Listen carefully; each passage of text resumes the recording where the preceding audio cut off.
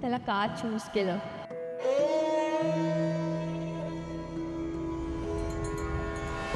आमची भेट तशी खूप रॅन्डम होती. बट मला सगळ्यात पहिले जेव्हा मी त्याला भेटली होती तेव्हा मला त्याचे डोळे खूप आवडले होते. कदाचित ते खूप खरे होते म्हणून ते आवडलं होतं.